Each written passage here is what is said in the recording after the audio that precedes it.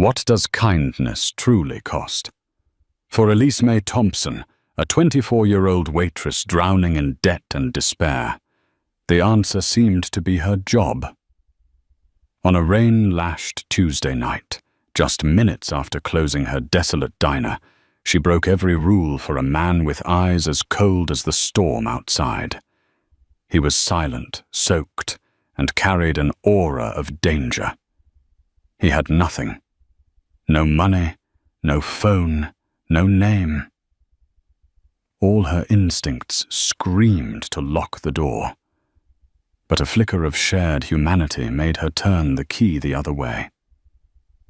She let him stay. She never imagined that this single reckless act of compassion would by sunrise bring the deafening roar of a private helicopter to the cracked pavement of the Bluebird Diner's parking lot, ready to change her life forever. The rain didn't just fall on Havenwood, Ohio. It assaulted it. It hammered the tin roof of the Bluebird Diner with a relentless percussive rhythm, each drop a tiny fist beating against the worn-out soul of the town. Inside the diner was an island of weary light in an ocean of midnight ink. For Elise Mae Thompson, the storm outside was a pale imitation of the one raging within her. She moved with an economy of motion born from exhaustion. Each step was measured, each wipe of the counter a practiced arc. Her reflection in the polished chrome of the coffee machine showed a young woman who looked older than her 24 years. Her honey-blonde hair was pulled back in a messy bun, tendrils escaping to frame a face that was pretty, but etched with a permanent sort of worry. Her blue eyes, usually the color of a clear summer sky, were clouded over, lost in a forecast of their own. The Bluebird was empty, save for one. He sat in the corner booth, the one with the torn vinyl that Sal, the owner, never bothered to fix. He'd been there for 3 hours, nursing a single cup of black coffee that had long gone cold. He hadn't spoken more than 2 words. Coffee black, since he'd walked in. A wraith blown in by the storm. Elise had seen all kinds of people in her 5 years at the Bluebird. Truckers with stories in their eyes, families on shoestring vacations, teenagers fumbling through first dates. But this man was different. He was an anomaly. His clothes, a simple grey Henley, and dark jeans were soaked through and unremarkable, yet they fit a frame that spoke of quiet power. His hands resting on the table were clean and steady, his fingernails immaculately cared for. It was a jarring detail against the backdrop of his apparent destitution. But it was his face that held her attention. It was all sharp angles and unforgiving lines, as if carved from granite. A dark stubble shadowed a firm jaw, and his hair, black as a raven's wing, was plastered to his forehead by the rain. His eyes, a startlingly intense shade of grey, were fixed on something beyond the rain-streaked window, beyond the desolate street. They weren't vacant. They were occupied, consumed by a fire she couldn't see. He looked less like a man down on his luck, and more like a king surveying a fallen kingdom. At 10:55 p.m., 5 minutes before closing, the phone behind the counter rang. Elise snatched it up. Bluebird Diner. Elise Bug. A small, weak voice chirped on the other end. Elise's entire posture softened. The worry in her face melted away, replaced by a wave of pure, undiluted love. "Hey, Lilypad, you should be sleeping." "Couldn't," her 10-year-old sister said. "The thunder is loud. Did you have a good day?" Elise looked around the empty diner, at the meager collection of bills in the tip jar. She thought of the overdue notice from the electric company, tucked in her purse, sitting right next to the latest bill from the Cleveland Clinic. "It was great, sweetie. Super busy. Made a ton of tips." It was a well-practiced lie, a shield she used to protect her sister from the harsh realities of their world. Ever since their parents had died in a car crash 2 years ago, it had been just the two of them. And for the last year, it had been the two of them against the leukemia that was trying to steal Lily's childhood. "Are you going to be able to get the new medicine?" Lily asked, her voice small and laced with the anxiety no child should ever know. Elise's heart seized. The experimental treatment wasn't fully covered by their bare-bones insurance. The copay was a staggering $4,000 a month, a figure so astronomical it might as well have been $1 million. She'd been working doubles, picking up extra shifts, and was still falling impossibly short. "Don't you worry about that lily pad," Elise said, forcing a cheerful tone she didn't feel. "I've got it all under control. You just focus on getting strong, okay?" "Okay, Elise Bug. I love you. I love you more. Now get some sleep." She hung up the phone and leaned against the counter, the weight of the world pressing down on her shoulders. A single tear escaped and traced a hot path down her cheek. She wiped it away angrily. Crying didn't pay the bills. From the corner booth, the man's intense grey eyes were no longer looking out the window. They were on her. He'd been watching her, his expression unreadable, impassive. For a fleeting second she felt a hot flash of shame, as if he'd overheard her entire conversation, her entire pathetic lie. But his face gave nothing away. He simply shifted his gaze back to the window. At precisely 11:00 p.m., the lock on the front door clicked. It was Sal, the diner's owner, a man whose disposition was as greasy as the onion rings he fried. He was short, stout, and his face was perpetually locked in a scowl. "Time to go, Elise," he grunted, shaking the rain from his cheap trench coat. His eyes scanned the diner and landed on the man in the corner. "What's he still doing here? You told him we're closing, right?" "I was just about to Sal," she said. "We'll get to it. I'm not paying electricity for him to stare out the window, and make sure he pays for the coffee. He doesn't seem to have any money, Sal." Sal's scowl deepened. "Then he can wash dishes." He squinted at the man. "On second thought, I don't like his look. Just get him out of here, now." Sal disappeared into the back office to count the day's meager earnings. Elise was left standing in the center of the diner, her duty clear. Kick him out. Into the storm. A man with no money, no phone, and judging by the look in his eyes, nowhere to go. She walked over to the booth, her worn-out sneakers squeaking softly on the linoleum. "Sir," she said, her voice gentle, "I'm sorry, but we're closed. You have to leave." The man turned his head slowly, his gaze meeting hers. The sheer intensity of it, the focused, analytical way he looked at her, made her feel like a specimen under a microscope. He didn't seem angry or sad or even resigned. He just seemed to be processing. "I see," he said. His voice was a low baritone, smooth, but with a rough edge like stones grinding together. It was the first time he'd spoken in hours, and the sound of it filled the quiet diner. He made no move to get up. The rain hammered against the glass, and a flash of lightning briefly illuminated the stark lines of his face. Elise thought of Lily, warm in her bed. She thought of her own small, drafty apartment above the bakery. Then she thought of this man, stepping out into that deluge with nothing. Sal's gruff voice echoed in her head. "Get him out of here. Now." Losing this job would be catastrophic. It was the only thing keeping her and Lily afloat, even if they were sinking slowly. But then another voice, quieter and more insistent, whispered in her heart. It was her mother's voice. "Kindness costs nothing, Elise May, but its value is immeasurable." She looked at the man, at the profound loneliness that seemed to cling to him, like the dampness on his clothes. It was a loneliness she recognized. It was the same loneliness she felt every night after tucking Lily in, when the weight of her responsibilities threatened to crush her. In that moment, she made a decision. It was foolish. It was reckless. It was career suicide. "Look," she said, her voice barely a whisper. "My boss is a jerk. He's in the back.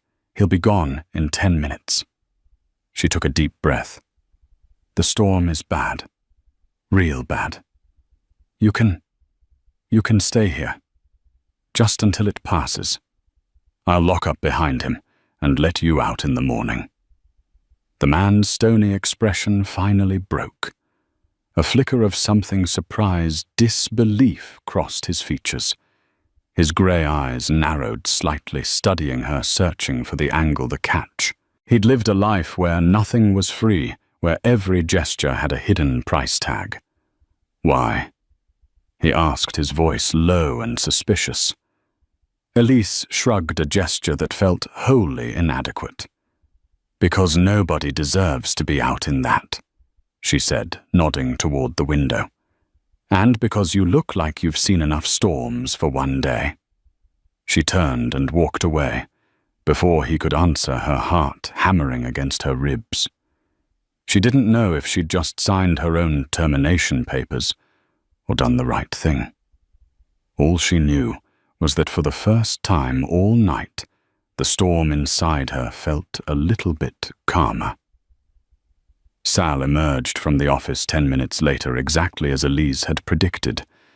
He didn't even glance toward the corner booth as he headed for the door, his mind already on his warm bed. "Lock up tight," he grumbled, "and don't forget to mop under the counter. I saw a spill." He was out the door and into the rain, his car sputtering to life and disappearing down the street. The silence he left behind was profound, broken only by the drumming of the rain and the low hum of the refrigerator. Elise felt a jolt of adrenaline, the thrill of her defiance warring with a very real fear. She was alone in a locked diner with a complete stranger, a man who radiated a quiet, coiled intensity that was both unnerving and intriguing. She walked to the door and slid the deadbolt home. The heavy thunk echoed in the stillness, sealing them in. She turned around and leaned against the door, her arms crossed over her chest. The man hadn't moved. He was watching her, his head tilted slightly. "He's gone," she stated the words, feeling obvious and foolish. "I gathered," the man replied. His tone wasn't sarcastic, merely observant. An awkward silence stretched between them.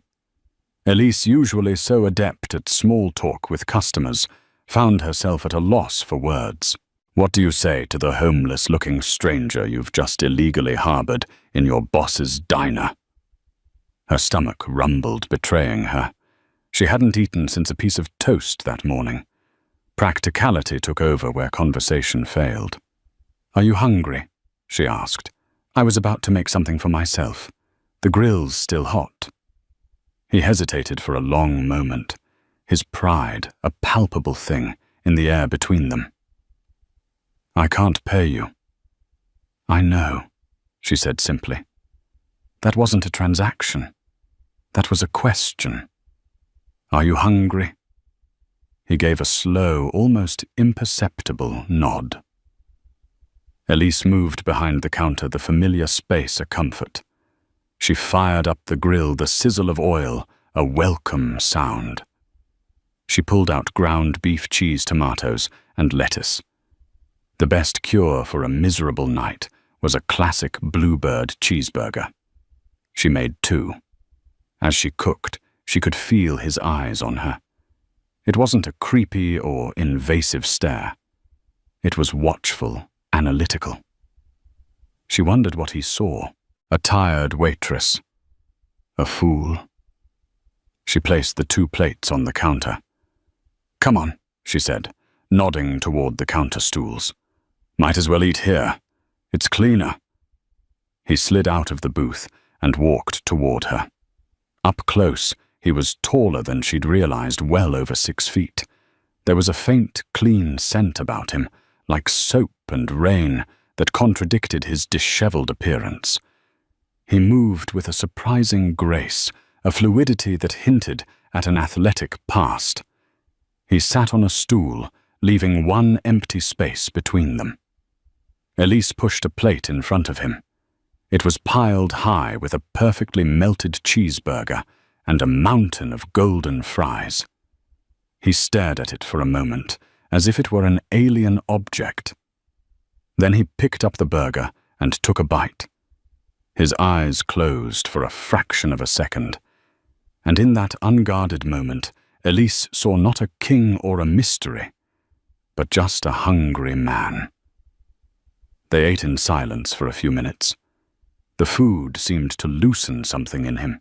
"You're taking a significant risk," he said, his voice softer now, "for a stranger. My mom always said a stranger is just a friend you haven't met yet." Elise replied, though she didn't really believe that. Havenwood had taught her to be warier than that. "And besides," she added more honestly, "I know what it's like to feel stuck." He looked at her, truly looked at her, and for the first time the coldness in his grey eyes receded, replaced by a flicker of genuine curiosity. "And what has you feeling stuck, Elise May?" She froze a French fry halfway to her mouth. He'd used her full name. She hadn't said it. Then she remembered Lily on the phone. Elise Bug. He had overheard. And he hadn't just heard. He'd listened. "You have a good memory," she said, deflecting. "I remember things that matter," he countered gently. The simple, direct statement disarmed her. The lie she told everyone else, the cheerful everything-is-fine lie, felt flimsy and transparent under his steady gaze. She found herself telling him the truth, the words tumbling out in a quiet rush. "My sister Lily," she began. "She's sick, leukemia. There's a new treatment, an experimental one, but it's expensive. Really expensive." She didn't mention the exact amount. Saying $4,000 out loud felt like giving the monster a name. "I work all the time, but it's like trying to fill the ocean with a teaspoon. Every time I get a little ahead, another bill comes. The hospital, the pharmacy, the rent. It's a tidal wave, and I'm just treading water. That's what has me feeling stuck." She finished feeling breathless and exposed. She'd just poured her heart out to a man whose name she didn't even know. She expected pity or maybe an awkward platitude. Instead, he was silent for a long moment, his expression thoughtful. He seemed to be turning her words over in his mind, examining them from every angle. "Treading water is not the same as drowning," he said finally. "It requires strength, endurance." His observation was so unexpected, so devoid of sentimentality, that it struck her more profoundly than any sympathetic murmur could have. He wasn't pitying her. He was analyzing her situation, acknowledging her struggle as a feat of resilience, not a mark of failure. "What about you?" she asked, emboldened. "What storm are you running from?" A shadow passed over his face, and the shuttered, guarded look returned. "Mine is of a different nature. A betrayal. People I trusted, people I built an empire with, decided they wanted it for themselves." He spoke in abstracts, his words painting a picture without filling in any of the details. "They thought they had me cornered, cut off from everything. They were very thorough." He picked up a napkin and a pencil that had been lying on the counter. It was a nice pencil, Elise noted absently, a black wing 602, with its distinctive rectangular eraser. An odd possession for a man with nothing. With a few deft, shockingly precise strokes, he began to sketch. "They took the money, the access, the communications." He continued his eyes on the napkin. They left me with nothing but the clothes on my back and a long walk in the rain. They assumed I would break. They underestimated me.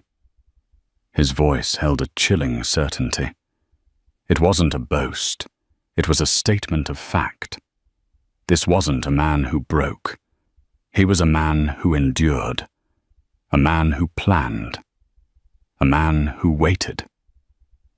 Elise watched, mesmerized, as the image on the napkin took shape. It was the diner. Not just a crude sketch, but a detailed artistic rendering. He captured the way the neon sign reflected in the puddles outside the worn character of the counter stools, the solitary sugar dispenser. He was an artist. "You're very talented," she breathed. He didn't look up. It's about seeing things as they are. The details, the flaws, the strengths. Most people look, but they don't see. He finally stopped his gaze lifting from the drawing to her face. "You, for example. You see people." The compliment, like his earlier observation, was delivered so matter-of-factly that it felt more genuine than any flowery praise. He pushed the napkin across the counter to her. It was a gift, a piece of himself. "My name is Julian," he said. "Elise," she replied, though he already knew. They talked for another hour, the storm outside slowly beginning to subside.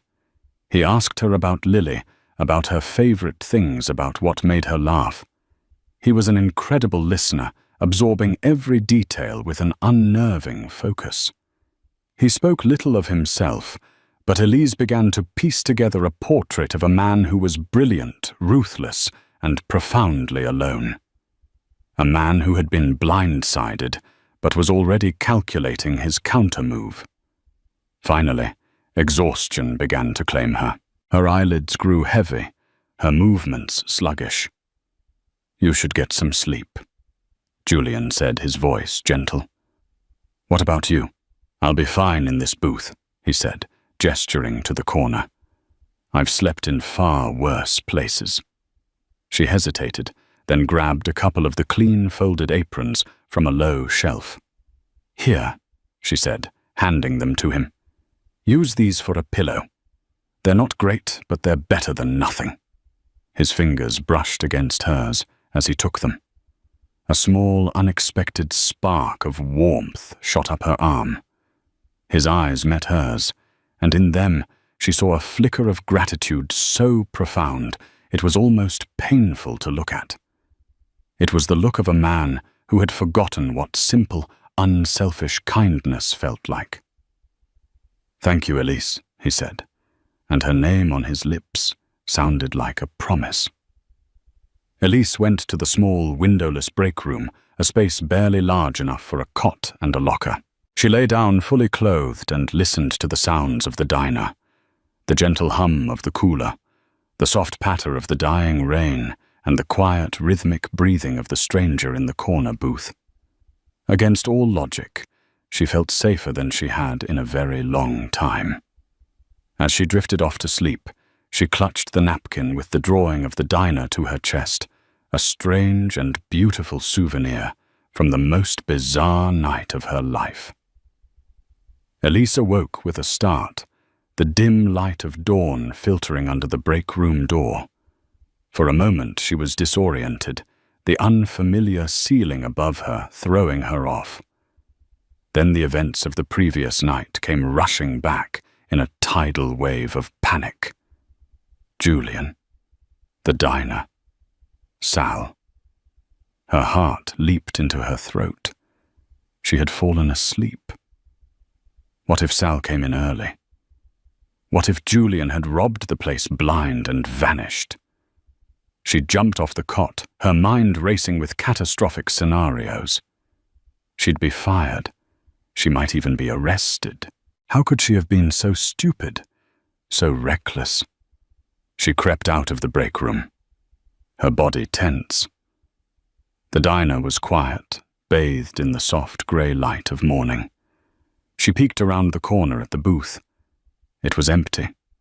A cold dread washed over her. He was gone. She rushed to the cash register. It was untouched. She scanned the rest of the diner. Nothing was missing. Nothing was out of place.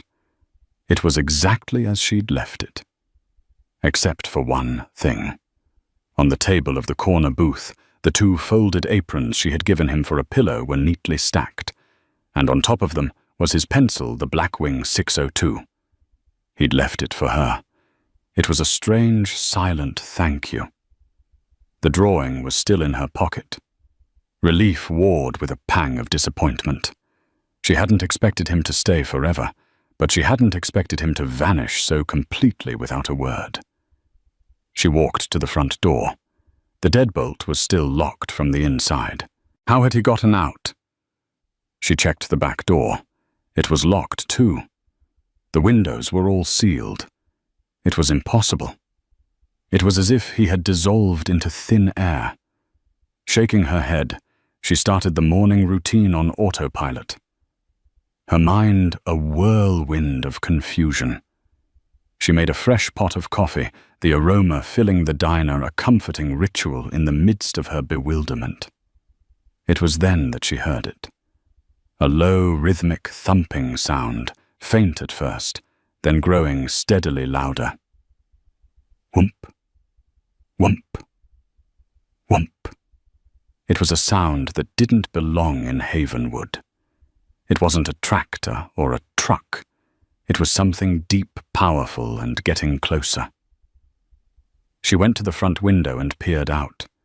Down the street, a few early risers were stopping, shielding their eyes and looking up at the sky. The whump-whumping grew into a deafening roar, the windows of the Bluebird beginning to rattle in their frames. Then she saw it. Descending from the low-hanging clouds was a helicopter, not a news chopper or a medical transport. This was something else entirely. It was sleek, black, and predatory-looking, like a dragonfly from a science fiction movie. An Augusta Westland AW-109, a machine built for speed, luxury, and power. It looked utterly alien against the backdrop of Havenwood's crumbling brick buildings. It wasn't just passing over. It was landing. In the parking lot of the Bluebird Diner. Elise stood frozen, her coffee pot forgotten in her hand. The helicopter's rotor wash blasted the parking lot, sending loose gravel and discarded napkins scattering like frightened birds. It touched down with impossible grace, its blades slowly winding down. A door slid open, and a woman emerged. She was the polar opposite of the helicopter's pilot. She wore a perfectly tailored navy blue suit, her blonde hair pulled back in a severe chignon. She moved with crisp, no-nonsense efficiency, her heels clicking on the asphalt. She looked around her eyes, scanning the area with an air of detached authority, before her gaze landed on the diner. Just then, a flash of red and blue lights filled Elise's vision. The town's lone police cruiser, driven by Sheriff Brody, a man who'd known her since she was a girl, pulled into the lot, blocking the entrance from the street. Brody got out, his hand resting on his service weapon, his face a mixture of shock and suspicion. This was the biggest thing to happen in Havenwood since the pickle factory closed down. Elise's blood ran cold. The police, the mysterious man, the helicopter. The only possible conclusion was that Julian was a criminal, a very important, very well-equipped criminal, a fugitive, and she had harbored him. Her legs felt weak. She was going to jail. Lily would have no one. Her life was over. The woman in the suit was walking toward the diner. Sheriff Brody intercepted her, his posture stiff. Elise couldn't hear what they were saying, but she saw the woman produce a badge or ID from her jacket. Brody looked at it, his eyes widening. He said something into his radio, then nodded to the woman and stepped aside his role, suddenly shifting from law enforcement to reluctant security. The woman was coming for the diner. She was coming for her. Elise's heart hammered against her ribs like a trapped bird. The front door was still locked. Should she open it? Hide the absurdity of trying to hide from people who landed a helicopter in your parking lot wasn't lost on her, even in her panic. Before she could decide, a figure stepped out from the narrow alleyway between the diner and the old laundromat. It was Julian. But it wasn't the Julian she had shared a burger with. The rain-soaked, weary man was gone. This man stood tall, his posture radiating an unmistakable aura of command.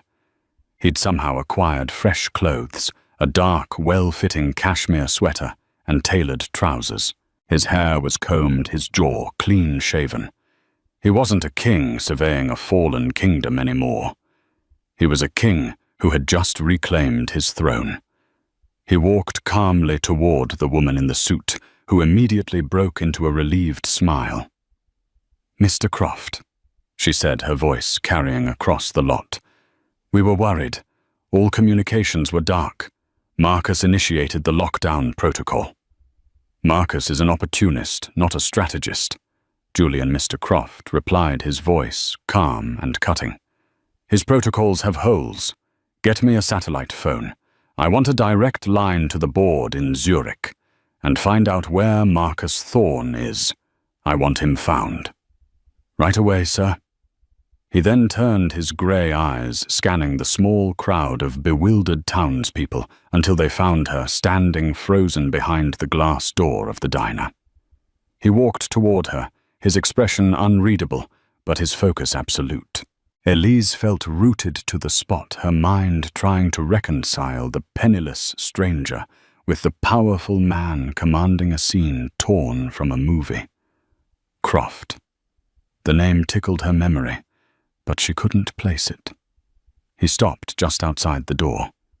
He didn't knock. He just waited. With a trembling hand, Elise unlocked the deadbolt and pulled the door open. The cool morning air rushed in, carrying the scent of jet fuel and power.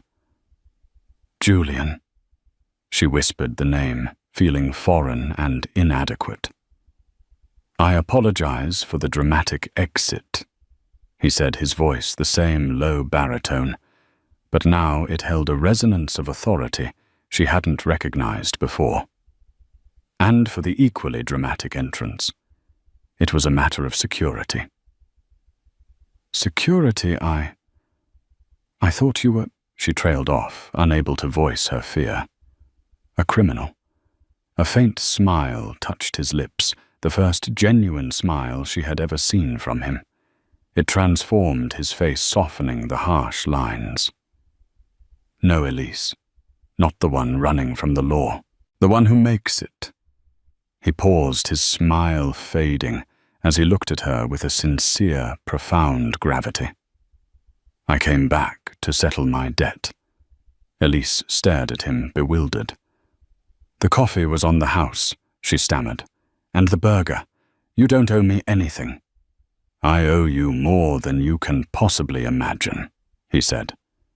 "You gave me shelter when I was vulnerable. You showed me kindness when I was surrounded by vipers. You reminded me of a part of the world I thought had ceased to exist." His gaze was so intense, so focused, she felt as if they were the only two people on the planet, the helicopter and the sheriff and the gawking crowd, all fading into an irrelevant blur. "Last night," he continued, his voice dropping slightly, "you told me you were treading water. I'm here to offer you a lifeboat. No, not a lifeboat. A yacht." Elise stared at Julian Croft, her mind struggling to process the scene. The man who had been huddled in her corner booth, nursing a cold coffee, was now the center of an operation that had brought a small town to a standstill. The nameplate on the side of the helicopter, which she could just make out, now read, "Croft Enterprises." Croft Enterprises. The name clicked into place with the force of a physical blow.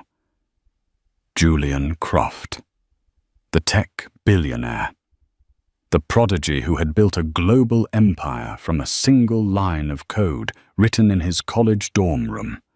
He was a recluse, notoriously private, rarely photographed. His net worth was a figure with so many zeros it seemed fictional. He wasn't just a millionaire. He was in a different stratosphere of wealth altogether. And she had given him a cheeseburger and a place to crash. The sheer absurdity of it made her want to laugh, but the sound that escaped was more like a choked sob.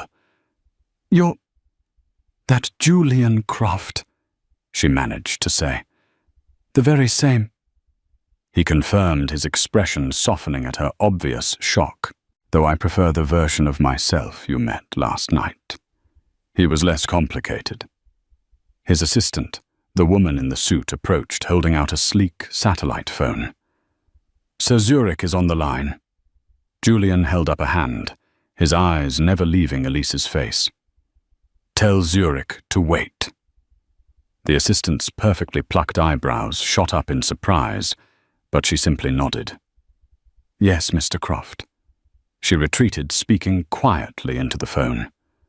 The board of directors of a multi-billion-dollar global corporation was being put on hold for a waitress in Havenwood, Ohio. "A yacht," Elise repeated, latching onto his last words. "I don't understand." "I overheard your phone call last night," he said, his voice gentle but direct. "With your sister Lily. I heard the love in your voice, and I heard the fear underneath it. I heard you lie to protect her, and I saw what that lie cost you." Elise flushed a deep, painful red. The memory of her forced cheerfulness, her pathetic bravado, made her cringe. He had seen straight through it. "You have a battle to fight," he continued, "a far more important one than my corporate squabbles, and you shouldn't have to fight it with one hand tied behind your back. You shouldn't be worrying about $4,000 co-pays when your sister's life is on the line." He knew the amount. He had heard everything. Her private, desperate struggle was now laid bare before this impossibly powerful man. "I want to help," he said. Elise's defenses, honed by years of self-reliance and disappointment, immediately went up. "I can't accept your money, Mr. Croft." "Call me Julian," he insisted gently. "And this isn't charity, Elise. This is a repayment, a transaction, if you will. You provided a service, shelter, safety, humanity. I am providing compensation. The currency is just different." He took a small step closer. "The experimental treatment Lily needs. I know the team developing it. Dr. Aris Thorne at the Sterling Institute in Switzerland. He's the best pediatric oncologist in the world. I'm on the board of the institute." Elise's mind reeled. Switzerland, a world-renowned doctor. It was a fantasy, something so far beyond the realm of possibility that she couldn't even begin to grasp it. "I've already spoken with him this morning," Julian continued, as if discussing a simple brunch arrangement. "He's reviewed Lily's preliminary files, which my assistant acquired from the Cleveland clinic an hour ago. He's confident he can help her. He wants her there by the end of the week." Elise felt the ground shift beneath her feet. How did you get her files? There are very few doors that Croft Enterprises cannot open."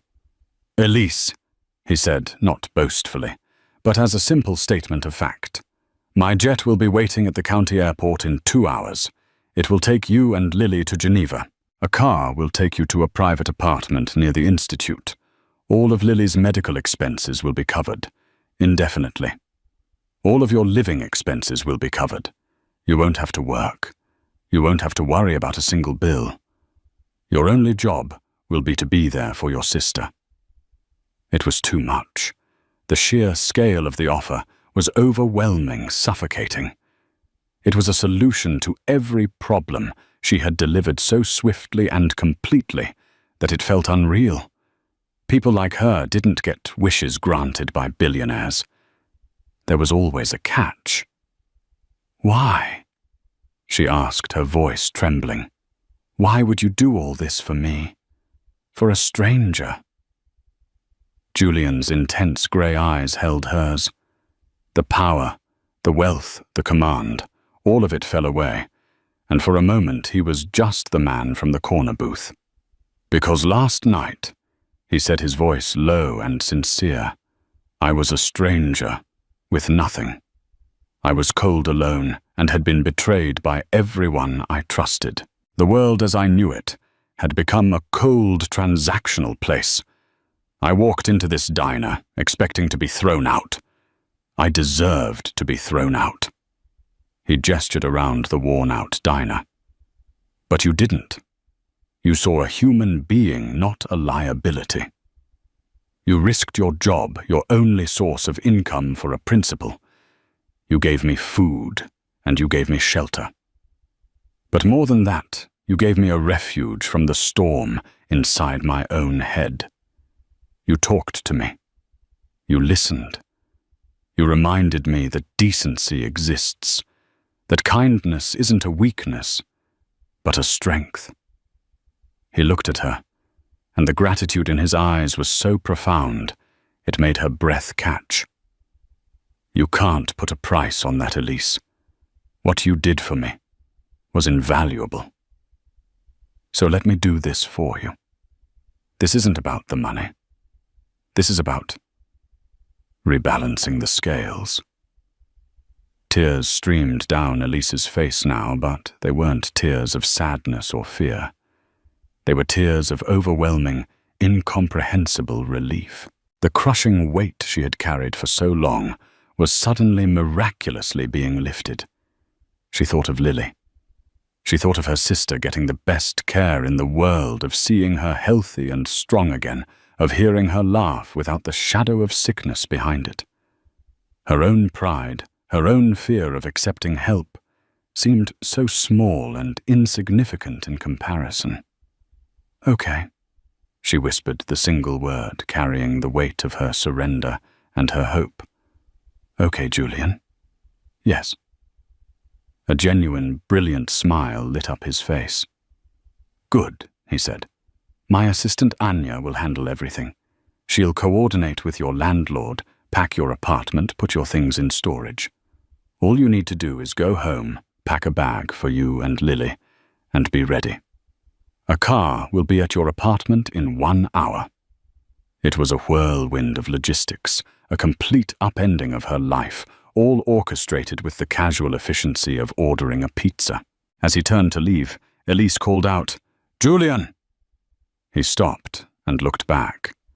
She held up the Blackwing 602 pencil he had left behind. "You forgot your pencil." He chuckled, a rich, warm sound. "Keep it," he said, "as a down payment.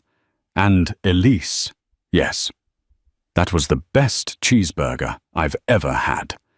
He gave her a final nod, then turned and walked back toward the helicopter, where Anya was already speaking into 2 phones at once. Sheriff Brody just stood by his car, shaking his head in disbelief. Elise stood in the doorway of the Bluebird Diner, the cool morning air on her tear-streaked face. In her hand, she clutched a simple pencil. In her pocket, she had a napkin with a drawing of a diner. And in her heart, she had a future she never, ever could have imagined. The storm had passed, and in its wake the sun was finally beginning to rise. 3 weeks later, Elise stood on the balcony of a sun-drenched apartment overlooking Lake Geneva. The water was a brilliant, impossible blue, and in the distance the snow-capped peaks of the Alps pierced a clear sky. The air was clean and crisp, a world away from the damp, heavy air of Havenwood.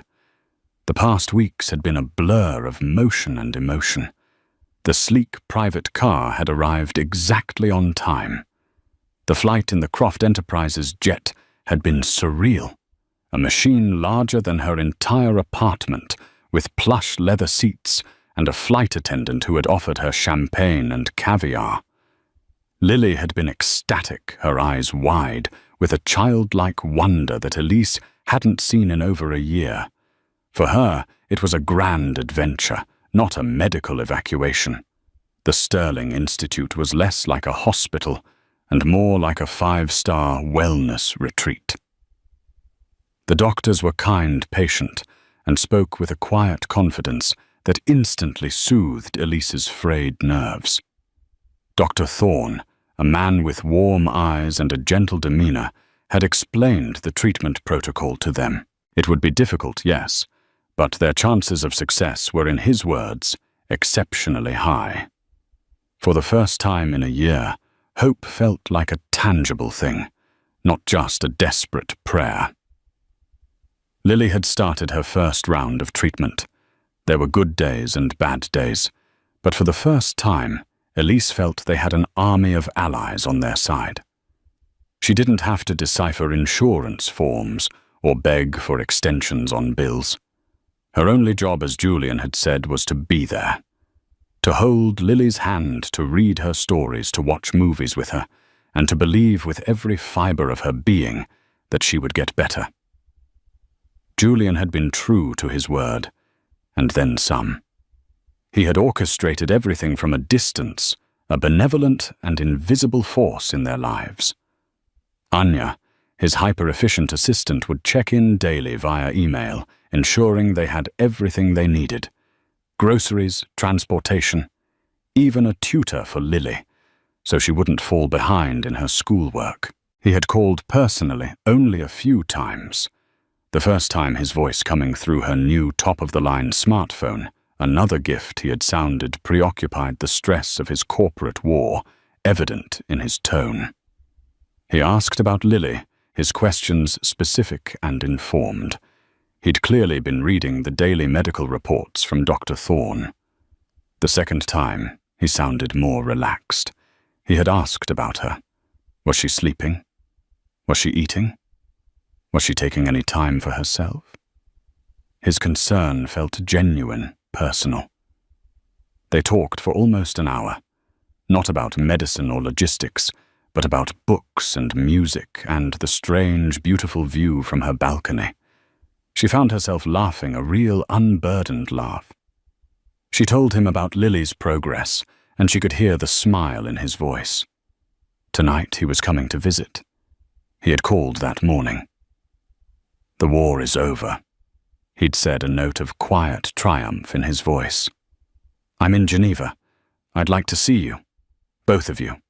If that's all right." Elise had agreed, her heart performing a nervous flutter. She was about to see Julian Croft, the billionaire, in person again.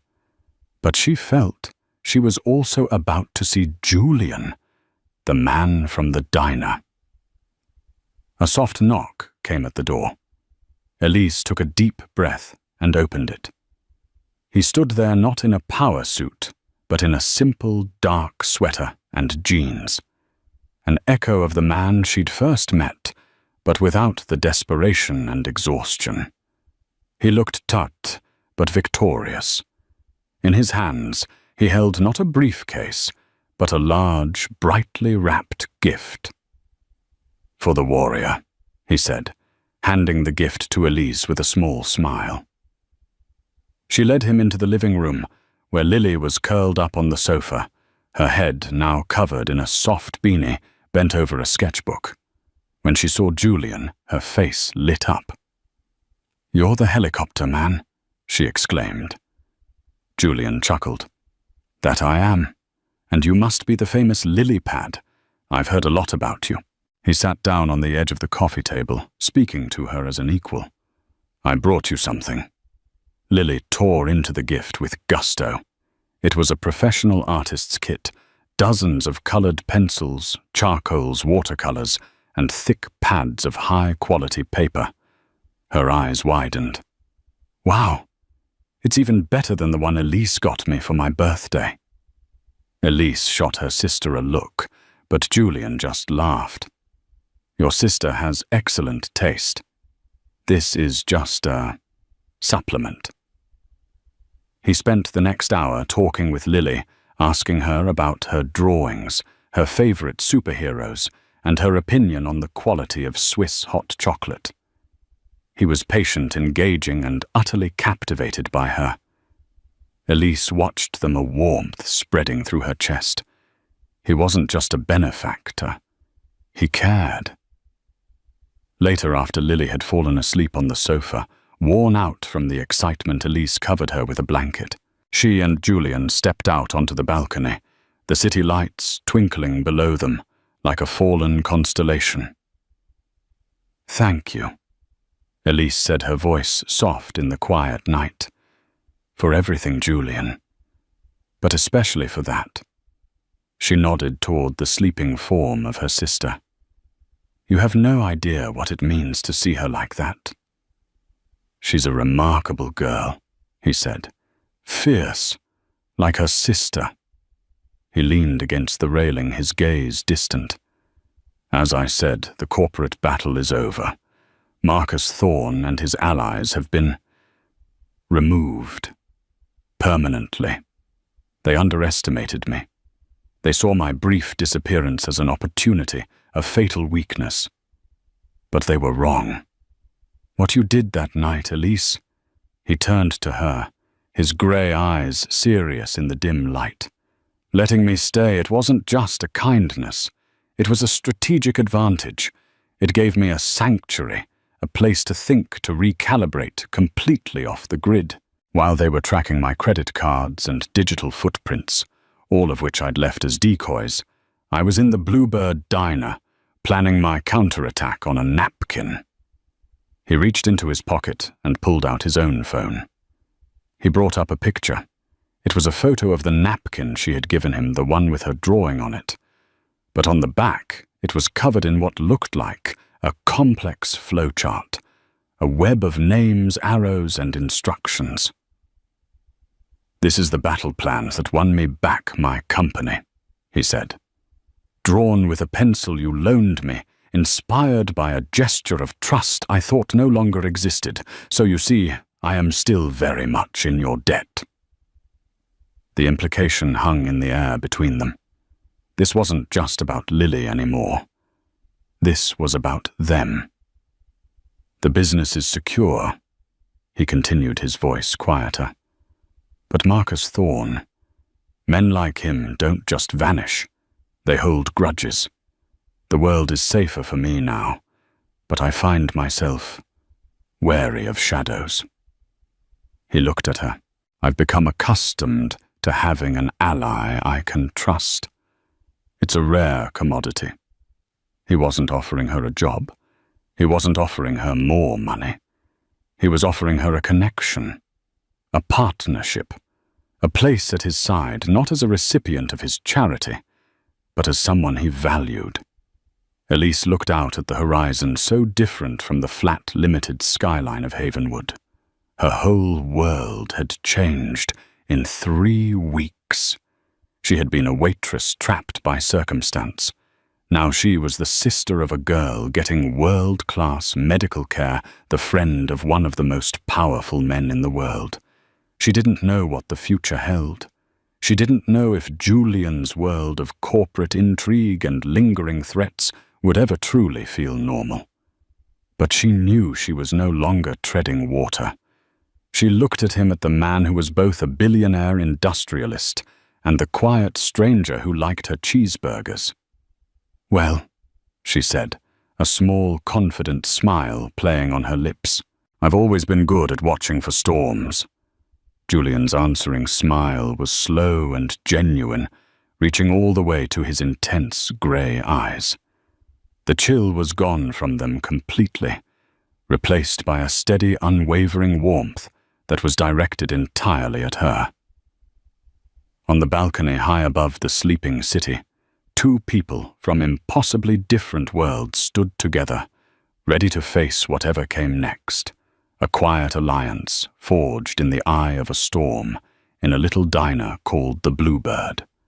And so a simple act of kindness, a single decision to choose compassion over fear, didn't just save a man from a storm.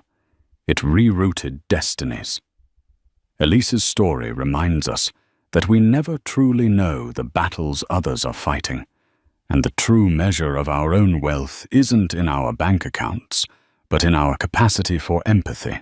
Her journey from the weary waitress of the Bluebird Diner to the confident woman standing on that balcony is a powerful testament to the idea that the biggest changes in our lives often hinge on the smallest moments of human connection. What started with a cup of coffee and a safe place to rest became a story of healing trust and a spectacular new beginning. What did you think of Julian's incredible gesture? Was it simple repayment or something more? Let us know your thoughts in the comments below.